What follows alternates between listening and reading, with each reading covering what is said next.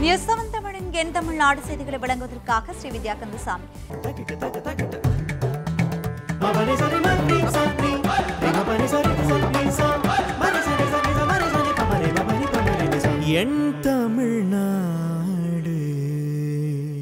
நடிகர் கமல்ஹாசனுக்கு அரசியல் பற்றி எதுவும் தெரியாது என முதலமைச்சர் எடப்பாடி பழனிசாமி விமர்சித்துள்ளார். சட்டப்பேரவை கூட்டத்தொடர் இன்று நிறைவடைந்ததை அடுத்து சென்னை மெரினாவில் உள்ள மறைந்த முதல்வர் ஜெயலலிதாவின் நினைவிடத்தில் முதல்வர் எடப்பாடி பழனிசாமி மரியாதை செலுத்தினார். அவருடன் அமைச்சர்கள் செங்கோட்டையன், ஜெயக்குமார், திண்டுக்கல் ஸ்ரீனிவாசன், தங்கமணி உள்ளிட்டோரும் அஞ்சலி செலுத்தினர்.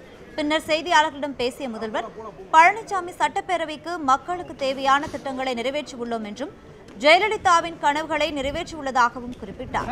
மேலும் நடிகர் கமல்ஹாசனின் விமர்சனம் குறித்து செய்தியாளர்கள் கேள்வி எழுப்பிய போது கமல்ஹாசனுக்கு அரசியல் பற்றி எதுவும் தெரியாது என்றும் அவர் அரசியல் தொடர்பாக நடித்துக் கொண்டிருக்கிறார் என்றும் குறிப்பிட்டார்.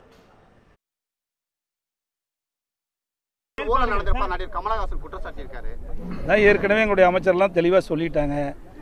அவர் நடிச்சிட்டு இருக்காரு, அரசியலை பற்றி தெரியாது. அரசியலுக்கு வந்த பிறகு அதை பற்றி சொன்னால் நாங்கள் தகுந்த பதிலை தருவோம்.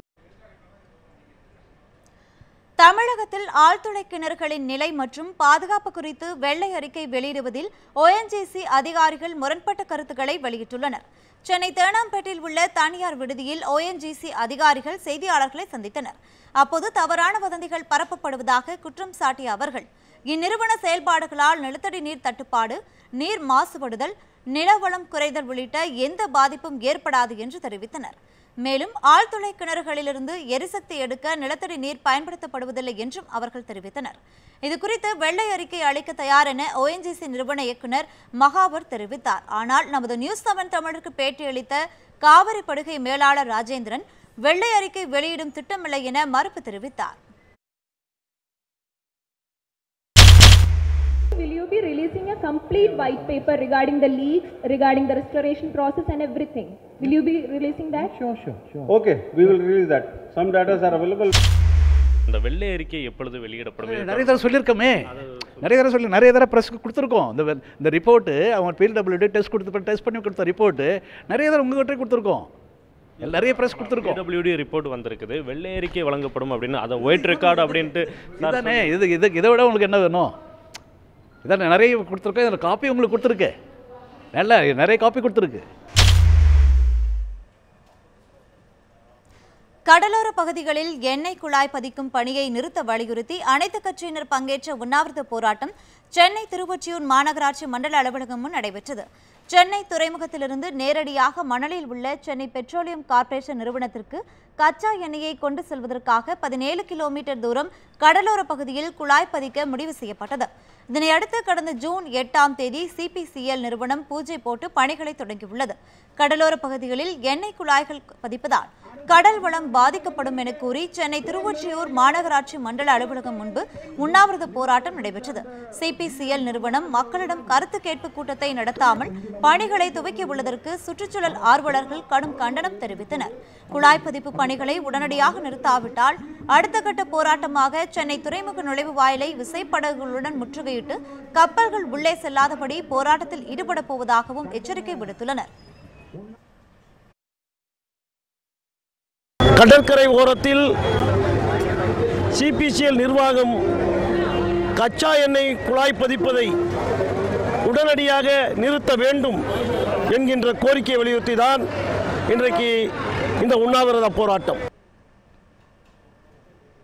விருதுநகர் மாவட்டம் திருச்சுழி அருகே இயங்கும் தனியார் மருத்துவக் கழிவு எரியூட்டும் ஆலையை மூட வலியுறுத்தி அரசு மேல்நிலைப்பள்ளி மாணவ மாணவிகள் வகுப்புகளை புறக்கணித்து போராட்டம் மேற்கொண்டனர். திருச்சுழி அருகே உண்டு உருகுமிட கிராமத்தில் ராம்கே மெடிக்கல் எனும் மருத்துவ கழிவுகளை எரியூட்டும் ஆலை இயங்கி வருகிறது. இந்த ஆலைக்கு 6 மாவட்டங்களிலிருந்து சேகரித்து வரும் மருத்துவ கழிவுகளை பெற்று அவைகளை எரியூட்டி சாம்பலை நிலத்தில் புதைத்து விடுகின்றனர். மருந்து கழிவுகளை எரிப்பதால் காற்றுடன் மாசு கலந்திடுவதால் கிராம மக்கள் பலருக்கு மூச்சு திணறல், தோல் நோய், புற்றுநோய், ஆஸ்துமா போன்ற நோய்கள் பரவி வருவதாகவும் பொதுமக்கள் புகார் தெரிவித்தனர். நிலையில் முக்குளம் அரசு மேல்நிலைப்பள்ளி மாணவ மாணவிகள் 2000க்கும் மேற்பட்டோர் வகுப்புகளை புறக்கணித்து பள்ளியின் எதிரே அமர்ந்து திடீர் போராட்டத்தில் ஈடுபட்டனர். மாணவர்கள் தங்கள் கைகளில் தனியார் நிறுவனத்திற்கு எதிராக பதாகைகளை ஏந்தியும் முழக்கங்களை எழுப்பியும் போராட்டம் மேற்கொண்டனர். இதனை அறிந்து அங்கு விரைந்து வந்த காவல்துறையினர் போராட்டம் நடத்தி வரும் மாணவர்களிடம் பேச்சுவார்த்தை நடத்தினர். ஆலையினை நிரந்தரமாக மூடும் வரை தங்களது போராட்டம் தொடரும் என மாணவர்கள் அறிவித்துள்ளனர். ராம்கி புகையால நாங்கள்லாம் படிக்க முடியல, சுற்றுப்புற பாதிக்கப்படுகிறது. நல்ல விவசாயம் விளைஞ்சுக்கிட்டு இருந்த ஊர் இப்போ விவசாயமே விளைய மாட்டேங்குது. தண்ணி நல்லா வந்துக்கிட்டு இருந்தது, இப்போ அழுக்கழுக்காக வருது. அங்கே மேலாடுதலாம் அதை கவனிக்க மாட்டேன்றாங்க. கடையில் வாங்கி குடிக்கிறது, குழாயில் வர நல்ல தண்ணியை வடிகட்டி கொடுத்தா அது நல்லது. மத்திய அரசின் மாட்டிறைச்சி தடை சட்டத்தை உச்சநீதிமன்றம் ரத்து செய்ததால் அரூர் வாரச்சந்தையில் மாடுகள் விற்பனை சூடுபிடித்துள்ளது. தருமபுரி மாவட்டம் அரூர் அடுத்த கோபிநாதம்பட்டி கூட்டு ரோட்டில் வாரந்தோறும் புதன்கிழமை அன்று வாரச்சந்தை நடைபெறும். இந்த சந்தைக்கு ஈரோடு, நாமக்கல், சேலம், கிருஷ்ணகிரி, திருவண்ணாமலை மற்றும் கேரளா உள்ளிட்ட பகுதிகளிலிருந்து வியாபாரிகள் வந்து ஆடு, மாடு உள்ளிட்ட கால்நடைகளை வாங்கிச் செல்வதால் சுமார் 3 கோடிக்கு மேல் வர்த்தகம் நடைபெறும். அதில் மாடுகள் மட்டும் சுமார் 1.5 கோடிக்கு மேல் விற்பனை நடைபெறும் நிலையில் கடந்த சில நாட்களுக்கு முன் மத்திய அரசு இறைச்சிக்காக மாடுகளை விற்பனை செய்யக்கூடாது என தடை விதித்திருந்ததால் வாரச்சந்தையில் மாடுகள் விற்பனைக்கு வராமல் மாட்டுச்சந்தை வெறிச்சோடி கிடந்தது. இதனைத் தொடர்ந்து மத்திய அரசின் சட்டத்தை உச்சநீதிமன்றம் ரத்து செய்ததால் இன்றைய சந்தையில் மாடுகள் விற்பனைக்கு அதிகமாக இருந்தது. இதனால் விவசாயிகள் மற்றும் வியாபாரிகள் மகிழ்ச்சி அடைந்துள்ளனர்.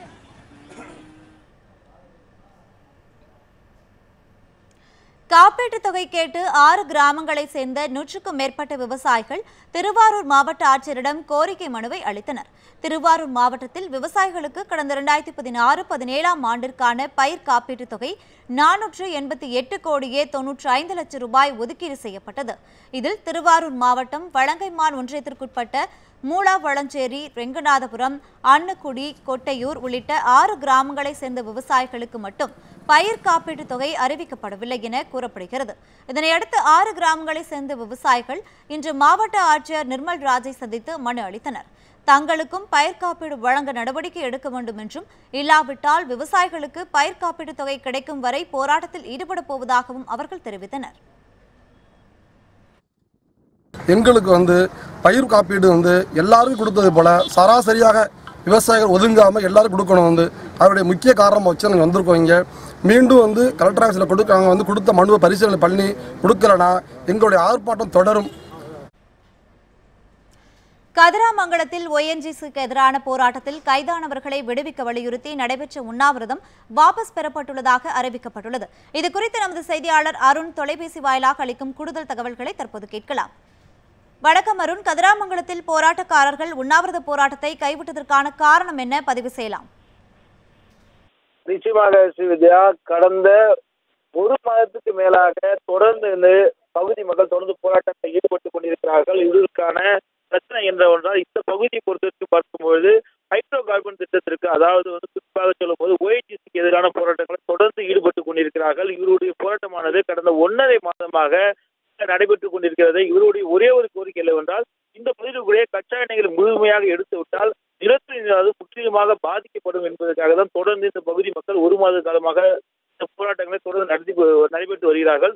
இதற்கு முக்கியமான சொல்ல உடனடியாக இந்த பகுதியில் இருக்கக்கூடிய நிலத்தடி நீர் அனைத்துமே பாலைவனமாக ஆகிவிடும் என்பதுதான் எங்களுடைய பிரச்சனையாக இருக்குது. அதே போல விவசாய நிலங்களும் பாலைவனமாக ஆகிவிடும். இதற்காகத்தான் எங்களுடைய போராட்டம் தொடர்ந்து நடைபெற்றுக் கொண்டிருக்கிறார்கள் இந்த பகுதி மக்கள் தெரிவித்துக் கொண்டிருக்கிறார்கள்.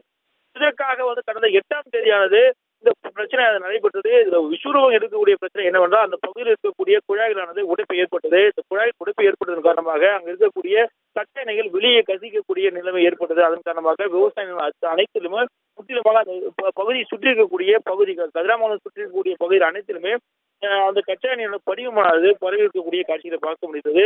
இதனைத் தொடர்ந்து அந்த பகுதி மக்கள் உடனடியாக இந்த பகுதியில் இருக்கக்கூடிய கச்சா எண்ணெய் குழாய்கள், அதாவது இங்கிருந்து எடுக்கப்படும் கச்சா எண்ணெய் குழாய்கள் உடனடியாக நிறுத்த வேண்டும். இங்கிருந்து குற்றாலத்தில் இருக்கக்கூடிய அந்த பம்பிங் ஸ்டேஷன் அதையும் முற்றிலுமாக மூட வேண்டும். இந்த பகுதியை அறிவிக்கப்பட்ட பாதுகாக்கப்பட்ட வேளாண் மண்டலமாக அறிவிக்க வேண்டும். அது மட்டும் இல்லாமல் உடனடியாக இந்த பகுதியை விட்டு இந்த பகுதி மக்கள் அனைவரும் பாதுகாப்பிற்காக ONGC நிறுவனம் இந்த பகுதியை விட்டு காலி செய்ய வேண்டும் என்பதற்காக தான் போராட்டம் நடத்தி வந்தார்கள். கடந்த 8ஆம் தேதி இந்த பிரச்சனை காரணமாக காவல்துறைக்கும் இவர்களுக்கும் ஒரு தள்ளுமுடாக ஏற்பட்டது. அதனைத் தொடர்ந்து இது கைகலப்பாக மாறி தடியடி வரைக்கும் இந்த பகுதி சென்றடைந்தது. அதில் 10 பேரை கைது செய்திருக்கிறார்கள். இவர்களுடைய திருச்சி மத்திய சிறையில் இவர்கள் அடைக்கப்பட்டிருக்கிறார்கள். இவர்களை உடனடியாக எந்தவித நிபந்தனை இல்லாமல் இவர்களை விடுவிக்க வேண்டும் என்பதற்காகவும் 3 கோரிக்கைகளை முன்வைத்துதான் தொடர்ந்து போராட்டங்களில் ஈடுபட்டுக் கொண்டிருக்கிறார்கள். இந்த நிலையில கடந்த 3 நாட்களாக 2 முதியவர்கள் உடனடியாக அவர்களை கைது செய்தவர்களை விடுவிக்க வேண்டும் என்பதற்காக தொடர்ந்து உண்ணாவிரத போராட்டங்களை மேற்கொண்டாங்க. அதே நேரத்தில் கடந்த 1 மாதங்களாக இந்த பகுதி மக்கள் தொடர்ந்து போராட்டங்கள் நடத்தி வந்தார்கள். பல கட்ட போராட்டமாக, அதாவது குறிப்பாக சொல்ல வேண்டும் என்றால் கடையெடுப்பு போராட்டம், அதே போல வேலைநிறுத்த போராட்டம் என பல்வேறு அமைப்புகள் சேர்ந்தவர்கள், பல்வேறு இயக்கத்தை சேர்ந்தவர்கள் தொடர்ந்து போராட்டங்களை மேற்கொண்டு வந்தார்கள். இதற்கு ஒரு சில கட்சிகள் ஆதரவு தெரிவித்து தற்போது வரை ஆதரவாக செயல்பட்டுக் கொண்டிருக்கிறார்கள். இந்த நிலையில இந்த 3 நாட்களாக உண்ணாவிரத போராட்டத்தில் ஈடுபட்டு வந்தவர்கள் தற்போது இந்த போராட்டத்தை வாபஸ் பெறுவதாக அறிவித்திருக்கிறார்கள். ஆனாலும் தொடர்ந்து இந்த போராட்டமானது நடைபெற்றுக் கொண்டுதான் இருக்கும். உண்ணாவிரத போராட்டம் மட்டும்தான் தற்போது கைவிடப்பட்டிருக்கிறது. இந்த 10 பேரை உடனடியாக நிபந்தனை இல்லாமல் நாங்கள் விடுவிப்பதாக காவல்துறை ஒரு வாய்மொழி உத்தரவாக அறிவித்திருப்பதாகவும் அதன் பேரில் அடிப்படையிலேயே தற்போது நாங்கள் இந்த உண்ணாவிரத போராட்டத்தை கைவிட்டிருப்பதாகவும் தெரிவித்திருக்கிறார்கள்.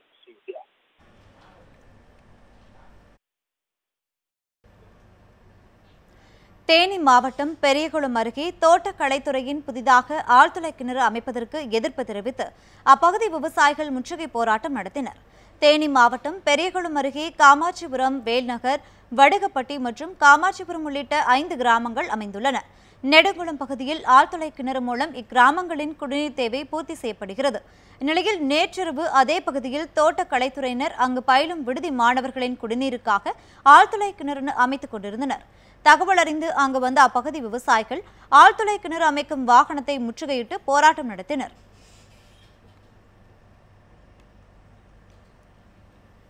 ஐம்பத்து 3 ஆண்டுகளாக பட்டாவிற்கு இயங்கும் பூர்வீக தனுஷ்கோடி கிராம மக்கள் தங்களுக்கு பட்டா வழங்க அரசிற்கு வேண்டுகோள் விடுத்துள்ளனர்.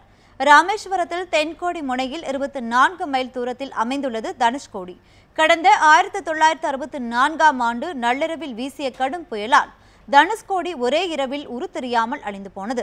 இதனைத் தொடர்ந்து கடல் மட்டத்தை ஒட்டிய பகுதியான தனுஷ்கோடியை மனிதர்கள் வசிக்க முடியாத பகுதியாக அரசு அறிவித்தது. இதனால் அங்கிருந்து வெளியேற்றப்பட்ட 650 மீனவ குடும்பத்தினர் பாம்பன் முதல் புதுரோடு வரை புதிதாக உருவாக்கப்பட்ட பல கிராமங்களில் குடியமர்த்தப்பட்டனர். தற்போது குடும்பங்கள் எண்ணிக்கையில் உயர்ந்ததால் அவர்களுக்கு இடமில்லாத நிலையில் அவர்களின் குடியிருப்பை ஒட்டிய அரசு புறம்போக்கு இடங்களில் குடிசைகள் கட்டி வசித்து வருகின்றனர். இங்கு குடியிருந்து வரும் நிலையில் இவர்கள் குடியிருக்கும் இடங்களுக்கு இதுவரை பட்டா வழங்கப்படவில்லை. இதனால் மீனவர்களுக்கு அரசு வழங்கும் திட்டங்கள் கிடைக்கப்பெறவில்லை. எனவே தங்களுக்கு அரசு பட்டா வழங்க வேண்டும் என கோரிக்கை விடுத்து வருகின்றனர்.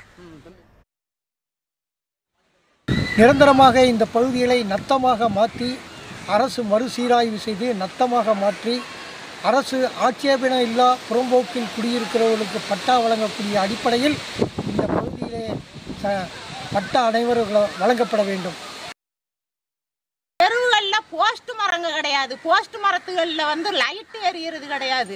எவ்வளவா சிரமத்துக்கு இருக்க ஓட்டு மட்டும் கேட்க வாராக திரண்டு போய் வாராக வெள்ளையும் சொல்லியுமா வாராக ஓட்டு கேட்டு எங்களுக்கு செஞ்சா தான் நாங்கள் அதையெல்லாம் பார்க்க முடியும். இனிமே ஓட்டு வீட்டு கேட்டு வந்துடாது ஊருக்குள்ள.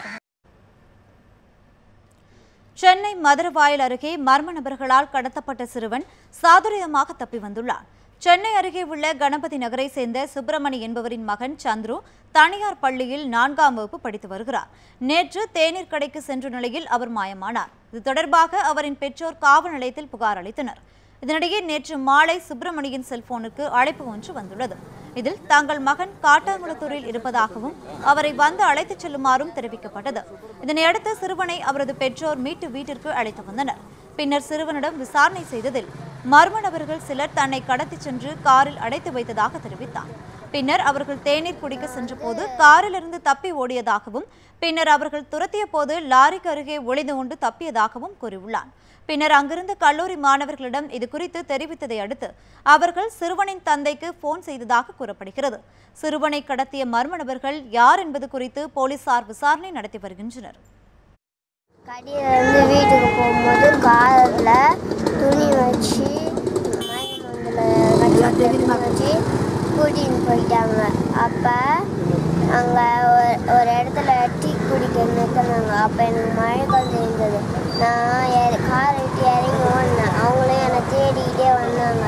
நான் ஓடி போய் ஒரு காரு கீழே வந்துக்கினேன். அப்புறம் அவங்க தேடிக்கிட்டே போயிட்டாங்க.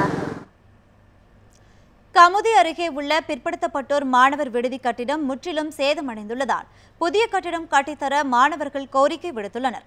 ராமநாதபுரம் மாவட்டம் கமுதி அருகே கோவிலாங்குளத்தில் உள்ள பிற்படுத்தப்பட்டோர் மாணவர் விடுதியில் 300க்கும் மேற்பட்ட மாணவர்கள் தங்கி கல்வி பயின்று வருகின்றனர்.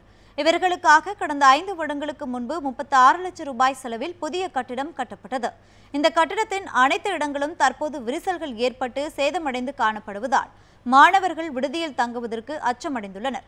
இதனால் தனியாருக்கு சொந்தமான கட்டிடத்தில் வாடகைக்கு மாணவர்கள் தங்கி வருவதாகவும் அங்கும் மாணவர்களுக்கு போதிய வசதிகள் இல்லை என்றும் குற்றம் சாட்டுகின்றனர். எனவே மாவட்ட நிர்வாகம் தங்களுக்கு தரம் வாய்ந்த விடுதி கட்டிடங்களை கட்டித்தர வேண்டும் என்று மாணவர்கள் வேண்டுகோள் விடுத்துள்ளனர். ஹாஸ்டல் கட்டி கொடுத்துட்டு கொஞ்ச நாளில் இது டேமேஜ் ஆயிடுச்சு. இந்த பக்கம் பஸ் வசதி இல்லை, அங்கே தங்குறதுலேயும் கொஞ்சம் டேமேஜாக இருக்குது. நாங்கள் தங்கியிருக்கிற கட்டணத்துலேயும் கொஞ்சம் போலி வசதி இல்லாமல் இருக்குது. அதில் அரசாங்கம் கொஞ்சம் பெரியதாக கொஞ்சம் கட்டித்தரணும். இத்துடன் என் தமிழ்நாடு செய்தி தொகுப்பு நிறைவு பெற்றது. மேலும் பல்வேறு செய்திகளுக்கு தொடர்ந்து நிறுத்துங்கள் நியூஸ் 7 தமிழோடு.